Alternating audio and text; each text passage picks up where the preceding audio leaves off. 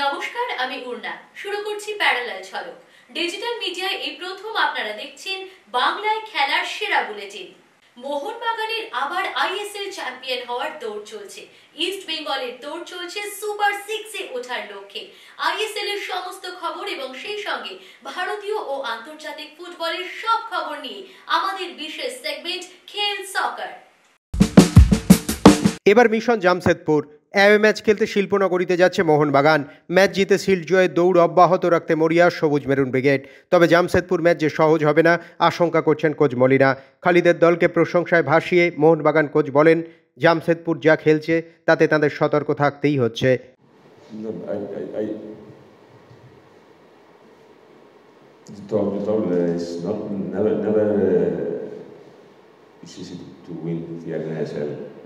Never you can to be overconfident because maybe you told we won in the first leg here in Salt Lake. Okay, that was a match. Tomorrow, no, after tomorrow match will be a different match. They are right now in a good seat. You know, they won by last match and they are performing really well. And to win here was really difficult. Was 3-0. You think that could be comfortable? You say, right? But মোটামুটি সবাই চোটাঘাত থেকে সেরে উঠছেন, এটাই স্বস্তি মোহনবাগান শিবিরের। Greg স্টুয়ার্টও 100% fit, তাই মোটামুটি সেরা দল নিয়েই জামশেদপুর বদের লক্ষ্যে নামতে পারবে টিম মোহনবাগান। পাওয়া যাচ্ছে না শুধু অনিরুদ্ধ থাপাকে, তিনি আপাতত বাইরেই। What do you mean when you say 100% fit? Like on starting 11.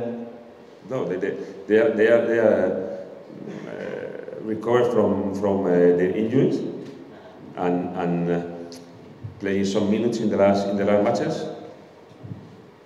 I think, in my opinion, we need them from the beginning in the first 11. They are ready.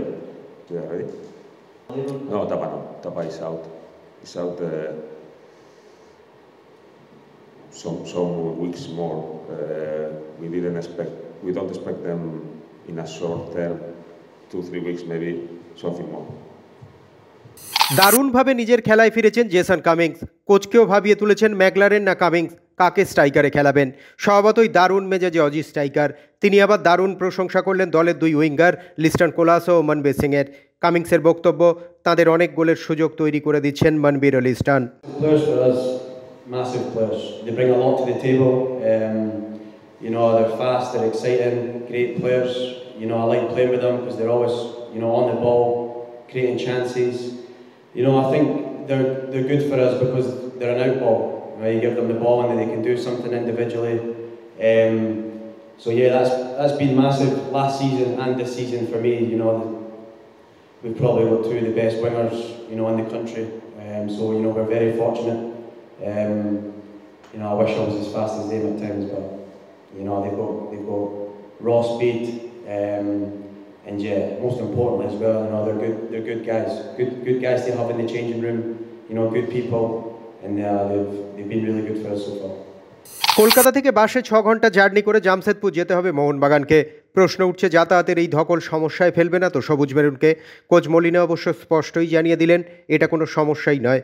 কেন সমস্যা নয় তার ব্যাখ্যাও দিলেন Spanish coach. No. It's a different travel because it's by bus, right? But it's not so different, you know, because if we have to go to Delhi, for example, to play against Punjab some weeks ago, right? We have to take the car from our homes to the airport. Spend 2 hours in the airport, 2 hours flight, wait for the baggage, 30 minutes, more or less, and then from the airport to the hotel, it depends the city, but maybe 1 hour more, right? And from we leave home until we reach hotel in the city, 5-6 hours and it's the same way I want to spend going by bus to Jamshedpur, right? Then it's a similar travel, a similar trip, and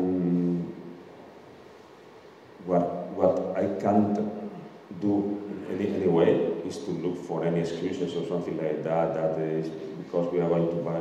No, it's similar travel, and nothing more. We will reach Jamshedpur on time to have dinner, to rest, and to be ready for the next day to play the match. ডার্বির refereeing বিতর্ক অব্যাহত, অভিযোগ পাল্টা দাবিতে সরগরম ময়দান। এবার referring নিয়ে মুখ খুললেন জেসন কামিংস। তার স্পষ্ট কথা, রেফারিরাও তো মানুষ, তারাও ভুল করতেই পারেন, এটা খেলারই অঙ্গ। They've got a tough job, you know. It doesn't matter what country or what league they're in. They've got a tough job, you know. When you need to referee the game, you know, in real life pace, sometimes it's hard to see. So you know what, they're trying their best. Obviously, it can be better, you know. In other countries and other leagues, they've got the VAR. You know, we've not got that here, so they're just looking at it from the naked eye. So you know, as long as they're consistent, you know, with their refereeing decisions, you know, they're only human beings. They're going to make mistakes. So you know, as well. আবার একটা derby জয় মোহনবাগানের। এবার AIFA অনূর্ধ্ব 17 এলিড youth লিগে ইস্টবেঙ্গলকে 1-0 গোলে হারালো সবুজ maroon brigade. ম্যাচের একমাত্র গোলটি করেন আদিত্য মণ্ডল। বুধবার সকালে নিজেদের মাঠে ডার্বি জয়ের ধারা অব্যাহত রাখল মোহনবাগান। ইস্টবেঙ্গলকে পিছনে ফেলে 4 ম্যাচে 12 পয়েন্ট নিয়ে শীর্ষে বাগান। ইস্টবেঙ্গলের 4 ম্যাচে 9 পয়েন্ট। বছরের শুরুর 14 দিনে 3টি ডার্বি জয় মোহনবাগানের।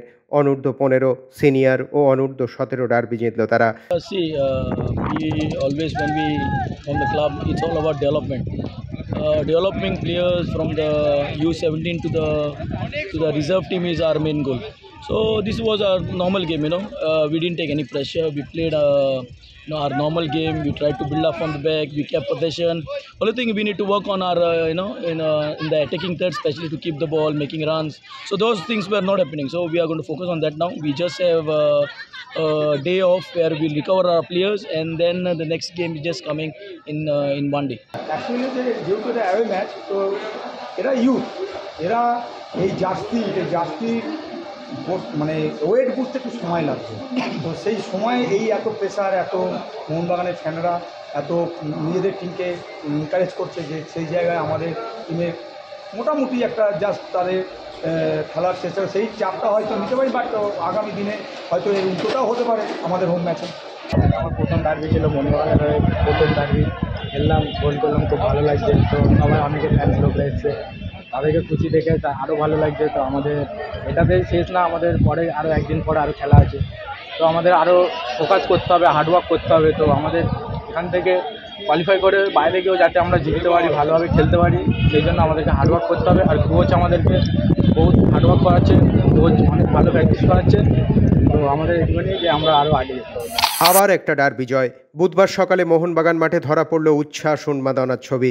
ফুটবলার থেকে সমর্থক, সবুজ মেরুন স্রোতে ভেসে গেলেন সকলেই।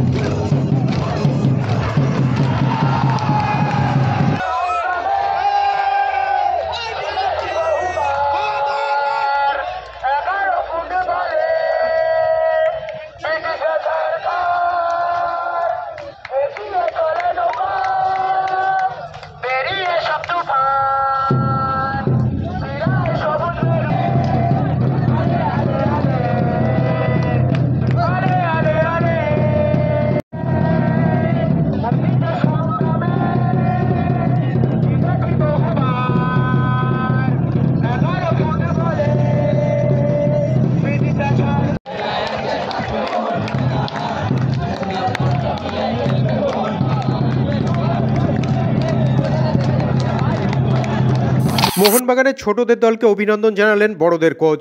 অনূর্ধ্ব 17 ডার্বিতে ইস্টবেঙ্গলকে হারালো মোহনবাগান। উচ্ছ্বসিত সিনিয়র দলের কোচ হোসে মলিনাও। উচ্ছ্বাস, আবেগ তাঁর গলাতেও।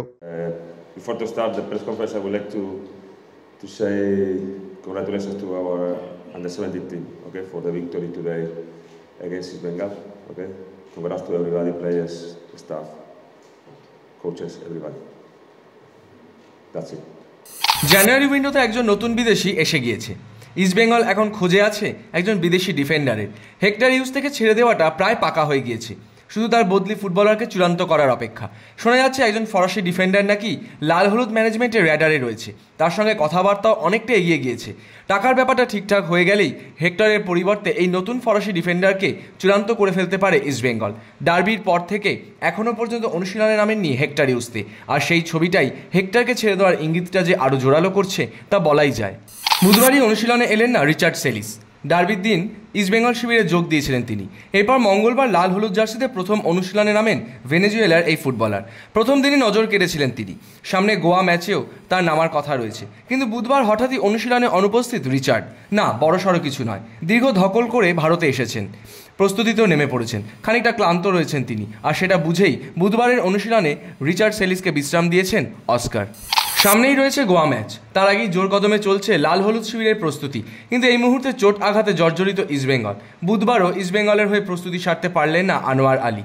তাকে গোয়া নিয়ে যাওয়ার কথা থাকলেও আনোয়ারের প্রস্তুতি সারতে না পারাটা কিন্তু বেশ চিন্তাতেই রাখছে সকলকে। এছাড়া ক্রেসপো, হিজাজিরাও অনুশীলন করতে পারেননি। বাকিদের নিয়েই এদিন চলে অস্কারের প্রস্তুতি। রক্ষণ থেকে মাঝমাঠেই এখন তার প্রধান নজর। গোয়ার বিরুদ্ধে লাল হলুদ জয় ফিরতে পারে কিনা সেটাই দেখার। শেষ 10 মিনিটে কিশোর ভারতীতে সমস্ত হিসাব বদলে দিল মোহামেডান। 2 গোলে পিছিয়ে থেকে চেন্নাইন এফসির সঙ্গে 2-2 গোলে ড্র করে মাঠ ছাড়ল আন্দ্রে চেরনিসভের দল। যে খেলাটা শেষ 10 মিনিট মোহামেডান খেললেও শুরু থেকে যদি সেই পারফরমেন্সটা দেখাতে পারত, তাহলে ম্যাচের ফলাফলটা অন্যরকম হতেই পারত। শুরু থেকে এদিন সব কিছুই মোহামেডানের বিরুদ্ধেই যাচ্ছিল। কাসিমভের পেনাল্টি নষ্ট, চেন্নাইয়ের দ্বিতীয় গোলটা আত্মঘাতী না হলেও মোহামেডান ফুটবলারের পায়ে লেগে দিক পরিবর্তন করে গোলে ঢুকলো।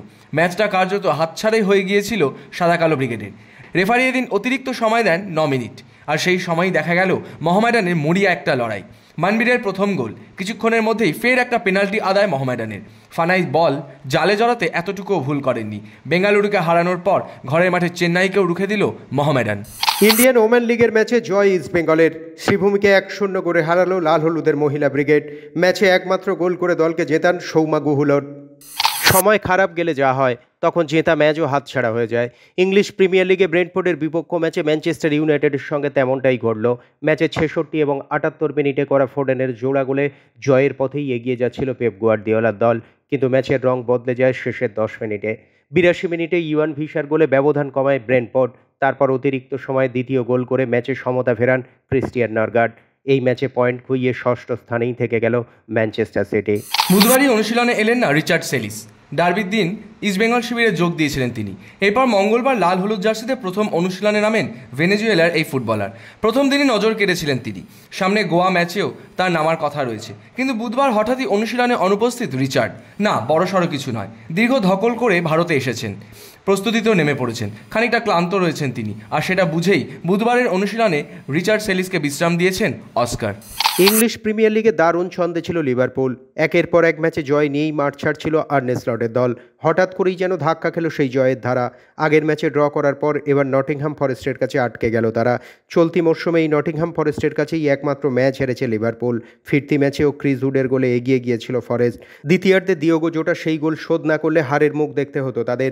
যদিও এই ম্যাচের পরও নিজেদের শীর্ষস্থান ধরে রেখেছে লিভারপুল।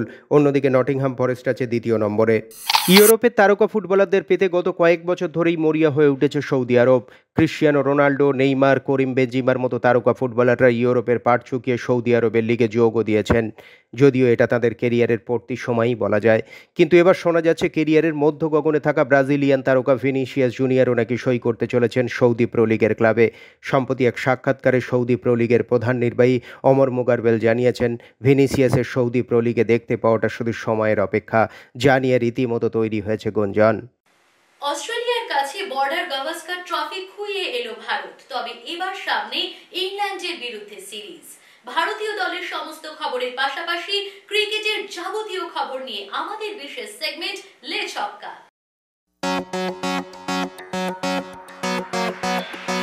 মোহনবাগানের ক্রিকেট পরিকাঠামোর উদ্বোধন করলেন বিশ্বজয়ী তারকা সৈয়দ কিরমানি। বুধবার সকালে মোহনবাগান মাঠে উদ্বোধন হলো ক্লাবের নবনির্মিত ক্রিকেট পরিকাঠামোর। সচিব দেবাশিস দত্ত ও অন্যান্য কর্তাদের পাশে নিয়ে ফিতে কেটে উদ্বোধন করলেন দেশের প্রাক্তন উইকেটরক্ষক কিরমানি। নতুন 22 গজের প্র্যাকটিস পিচগুলি উদ্বোধন করার সময় দাঁড়ালেন উইকেটের পিছনেও। সবুজ মেরুন জনতার উচ্ছ্বাসে ভাসলেন বিশ্বজয়ী তারকা। Now cricket has been stopped. We play here. Here only we do practice. We play in Eden Garden. The match. Only practice. Only practice. Hockey now we are moving because we have to put Actota some other ground. Camera नीचे. अपने एक ऐसे ऐसे.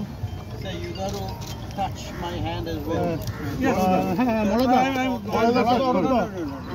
All together. All together. 1, 2, 3. It's a team effort. That is where is the success. That's right. That touch of everybody should have been used. This is the correct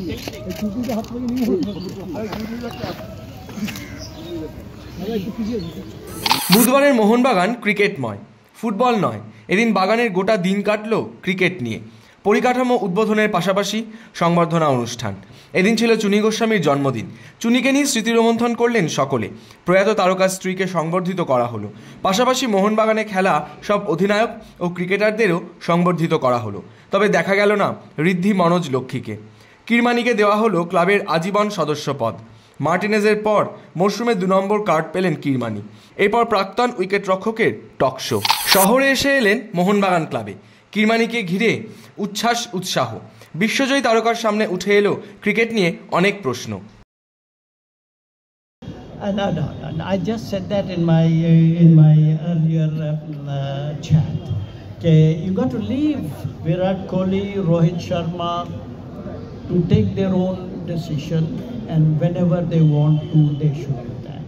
Captain, It's not that we should not forget the great performances which they have done for the countries, which they have won great matches for the country, for the Indian team. Right, so on those basis, it's the bad form they're going through, no doubt about it.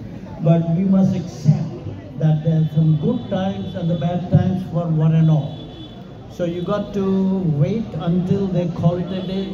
When they're going to call it a day, when Rohit is going to step down from the captaincy, it's their decision and it's their prerogative to call it a day whenever they feel like.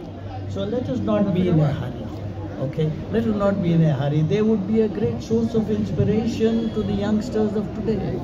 A great motivation to the youngsters. The youngsters need senior cricketers to motivate them, to inspire them. They are the role models of today. So please do not go about publicizing, "Arey bhai, bahut khel diye, retire ho jao, dusron ko chance deo." Nahi. No, it should not happen like that. Leave the decision to them. From your answer, this side, sir. The Champions Trophy is knocking at the door, and entire new Indian team is going to face almost new Indian team. But according to you, who will be the future star of Indian cricket? You see, there are a good lot of youngsters who are into the A team as well, under 19 and the current Indian team as well. You see, they are capable of being good captain, and a good captain is only seen in the long run, not one match. And if by his luck, if he wins a test match or an ODI, it doesn't mean that he is the best captain. It will take a long time. Like for instance, Dhoni, when he was made the captain of the Indian team, until he won the 2011 World Cup, right? Until then, you see, he was not called a great captain.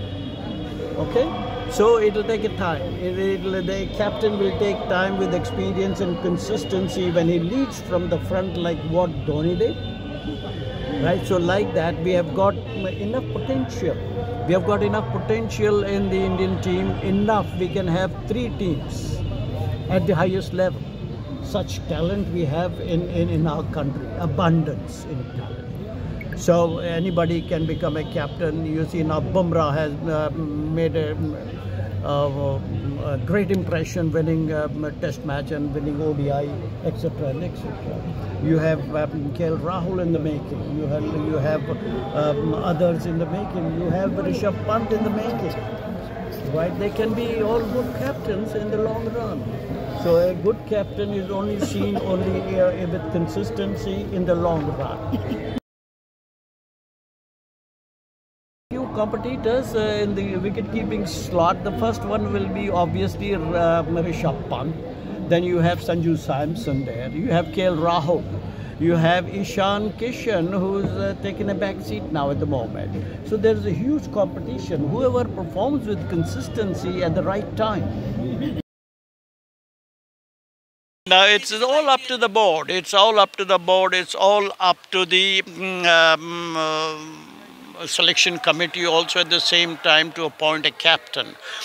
The best way to appoint a manager or a head coach is it should be in consultation with the entire teammates who are selected and taken for granted that they will be in the team. Say 14 members of the test team or the ODI team. They should consult the management, and then the BCCI should consult. Who do you want as a head coach? Then they will say, "Bhai, we want this man who has been a great ambassador for the Indian team. This man has a great amount of experience, who is not prejudiced, who is a neutral person to all of us, who is a good human being." You say it is very important to have the team, to have the wives along with the players in every tour. You say they are a source of encouragement, they are a source of inspiration, they are a source of everything. When the husband is playing, the wife is the biggest force behind his performance. So the wives should be around there with every cricket player who's married. So whatever the decision the board or the selection committee takes is the ultimate, whether right or wrong, you have no other choice than to accept it. নতুন বছরের শুরুতেই শহরে ভারতের match. ইংল্যান্ডের বিরুদ্ধে টি-20 সিরিজেরই একটি ম্যাচে Eden গার্ডেন্সে নামবেন সূর্যকুমার যাদবরা। তারই টিকিট বন্টন শুরু হয়ে গিয়েছে। অনলাইনের পাশাপাশি এবার অফলাইনেও দেওয়া হচ্ছে টিকিট। গত মঙ্গলবার থেকে ইডেনের 4 নম্বর গেট থেকে টিকিট বন্টন শুরু হয়ে গেছে। ভারতের ম্যাচ দেখতে এখন থেকেই উচ্ছ্বসিত সকলে। সকাল থেকেই পড়ছে টিকিটের লাইনও। চ্যাম্পিয়ন্স ট্রফির জন্য পাকিস্তান যাবেন রোহিত শর্মা। হঠাৎই শুরু হয়েছে এমন একটা গুঞ্জন, ভারত খেলবে নিরপেক্ষ ভেন্যুতে। তবে রোহিত শর্মাকে কেন যেতে হবে পাকিস্তানে, এমনই নানান কথাবার্তা শুরু হয়েছে। আগামী 16 কিংবা 17 ফেব্রুয়ারি হতে পারে চ্যাম্পিয়ন্স ট্রফির গ্র্যান্ড ওপেনিং। সেখানেই সমস্ত দলের অধিনায়করা থাকবেন মঞ্চে, আর সেই কারণেই পাকিস্তানে যেতে হতে পারে রোহিত শর্মাকে। যদিও এই প্রসঙ্গে এখনও পর্যন্ত বিসিসিআইয়ের তরফে কিছু জানানো হয়নি। শেষ পর্যন্ত তিনি যান কিনা সেদিকেই তাকিয়ে সকলে। বিরাট কোহলি কি রঞ্জি ট্রফি খেলবেন, এই নিয়ে চলছে জোর জল্পনা। ডিডিসিএর তরফে তাকে বার্তা দেওয়া হলেও এখনও পর্যন্ত কোনো রকম উত্তর মেলেনি। ইতিমধ্যেই টেস্ট খেলার ক্ষেত্রে ক্রিকেটারদের জন্য রঞ্জি খেলার বার্তা দিয়েছে বোর্ড। সম্প্রতি হওয়া রিভিউ মিটিংয়েই সিদ্ধান্ত হয়েছে যে কোনো ক্রিকেটারের যদি সুযোগ থাকে তবে সেই সময় রঞ্জি খেলতে হবে তাকে। ইতিমধ্যেই দিল্লির হয়ে খেলার কথা জানিয়েছেন ঋষভ পান্ত। মুম্বাইয়ের হয়েও মাঠে নামতে পারেন রোহিত শর্মা। কিন্তু বিরাট কোহলি তার রঞ্জি খেলা নিয়ে এখনও পর্যন্ত নিশ্চিত কিছু করেননি। অস্ট্রেলিয়ার বিরুদ্ধে একটা সেঞ্চুরি করলেও বাকি ম্যাচে রান করতে পারেননি তিনি। সামনে রয়েছে আরও টেস্ট সিরিজ। বিরাট রঞ্জির মঞ্চে নামে কিনা সেটাই দেখার। গৌতম গম্ভীরের কোচিং দল কি এবার ছোট হতে চলেছে? অস্ট্রেলিয়া সফর থেকে ফেরার পরে রিভিউ মিটিংয়ে বসেছিলেন বোর্ড কর্তারা। শোনা যাচ্ছে অভিষেক নায়ার এবং রায়ান টেন ডুস্কাথের নাকি বোর্ডের র্যাডারে রয়েছেন। নায়ারের পারফরমেন্স নিয়ে খুব একটা সন্তুষ্ট নয় বোর্ড কর্তারা। তাকে ব্যাটিং কোচ করা হলেও গম্ভীর নিজে একজন সেরা ব্যাটার, সেই দায়িত্ব তার ওপরই দেওয়া হতে পারে। একই রকমভাবে রায়ান টেন ডুস্কাথের পারফরমেন্স নিয়েও খুশি নয় তারা। বিশেষ করে তার আন্তর্জাতিক ক্রিকেটের অভিজ্ঞতা অনেকটা কম বলেই মনে করছেন তারা। সামনেই রয়েছে ইংল্যান্ড সিরিজ, সেখানে যে এই দুইজনের ওপর কড়া নজর থাকবে বোর্ডের তা বলাই যায়। হরমনপ্রীত কৌরের রেকর্ড ভাঙলেন স্মৃতি মান্ধানা। মহিলাদের ওডিআই ক্রিকেটে ভারতীয় হিসাবে দ্রুততম সেঞ্চুরি রেকর্ড করলেন তিনি। আয়ারল্যান্ডের বিরুদ্ধে প্রথম ওডিআই ম্যাচে 70 বলে সেঞ্চুরি করলেন স্মৃতি। এর আগে এই রেকর্ড ছিল একমাত্র হরমনপ্রীত কৌরের। স্মৃতি মান্ধানা এদিন করেন 80 বলে 135 রান। তার গোটা ইনিংস সাজানো রয়েছে 7টি 6 এবং 12টি বাউন্ডারি দিয়ে। ক্রিকেট, ফুটবল ছাড়াও বাকি সব খেলার আপডেট কি? দাবা, হকি, ব্যাডমিন্টন সব খেলার খবর নিয়ে আমাদের বিশেষ সেগমেন্ট উইং প্লে।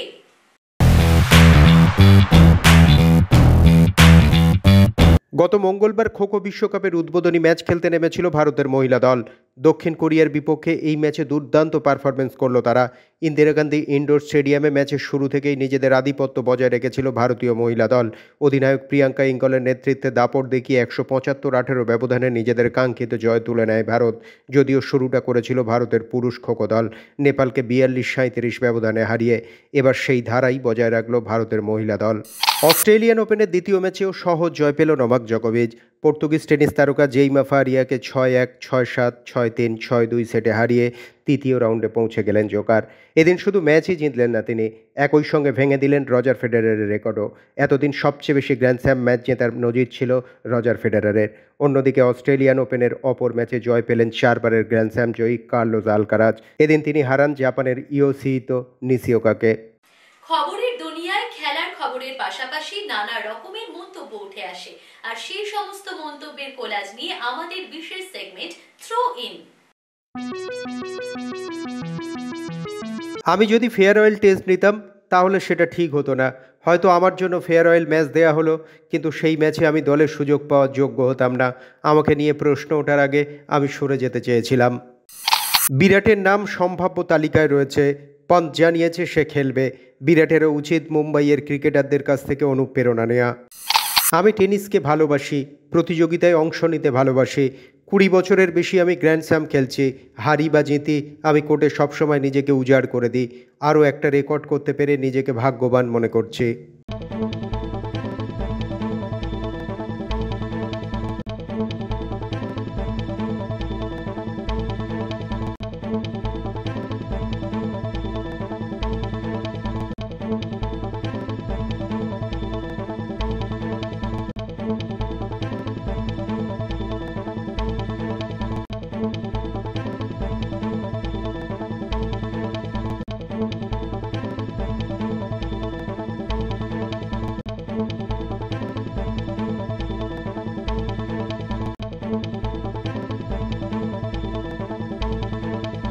প্যারালাল ঝলক আজ এই পর্যন্তই। খেলার দুনিয়ার যাবতীয় সব খবর নিয়ে দেখতে থাকুন প্যারালাল ঝলক প্রতিদিন রাত 10টায়।